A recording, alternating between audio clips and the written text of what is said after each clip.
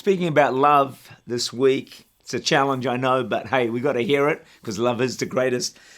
Went on holiday a number of years ago, went to Wellington Baptist, and I heard a guy speaking about Paul's love for the Philippian believers. And in chapter 1, verse 3 to 7, he says words along these lines: I have you in my mind, in my heart, and in my prayers.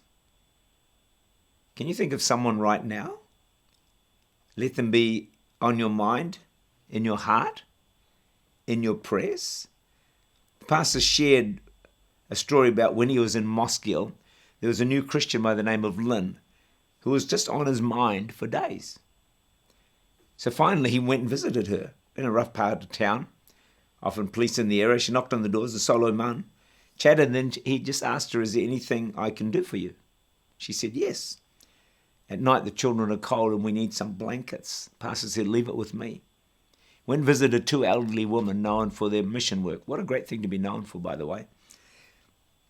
And he knocked on the door, and when they saw the pastor, they ran away back to the kitchen before returning. And he asked them, why did you disappear? They said, we had to put our dentures in. That was a great story. Anyway, he told them the need, and he filled his car with blankets because they had many blankets they didn't need. Lynn, the Solomon, became a strong Christian, active among Black Power members and the like. She was on his mind. So when you have someone on your mind, follow it up. Pray for them. Check out what's going on in their lives. James 1:27, pure and undefiled religion before God and the Father is this: to visit orphans and widows in their trouble, to keep oneself unspotted from the world. When we have someone in our hearts, we need to do something about it. Pray for that person who's on your mind. And also, by the way, never tell someone you're praying for them if you're not, because that's actually a lie. So 1 Corinthians 13 verse 4 says, love is patient, in New King James Version, suffers long. So God places this quality first in his description of love. Before anything else, love is patient. That's interesting, isn't it? Love is patient. You say, well, why should I be patient with people who really are a pain and who treat you badly, that annoy you? Well, the answer is because God is actually incredibly patient with you. And so we can learn to be patient with others. Psalm 103 verse 8, the Lord is merciful and gracious, slow to anger and abounding in mercy. Think of the repeated times you've committed the same sin and God did not treat you harshly but was patient with you. The times you criticized and God did not depart from you. How many times have you failed to thank him for blessing, yet he continues to bless you? How often have we failed him? God has ample reasons to walk out on us, but he doesn't. Why? Because he's patient with us. He suffers long with us. Can we offer the same to the people around us?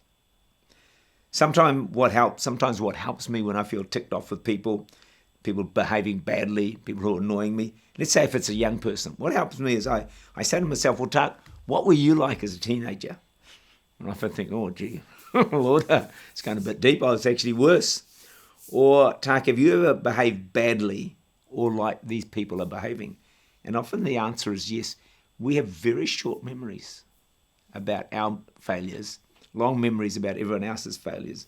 So when we get mad at someone gossiping about us or a friend, but sometimes we're doing the same thing. So we need to be honest about ourselves, and it can help us to be more patient with others. The Greek word for patience is interesting. It means slow to boil. I like that. Think of a pot of water. What is the key to the speed at which it boils? Well, part of it is the size of the pot, but the main influence is the intensity of the flame or the heat. Patience keeps the burner down. Patience isn't naive. It doesn't ignore behavior. It just keeps the flame low. It's slow to boil. How God treats us and how we are to treat others. So I finish with this final question. How quickly do you boil?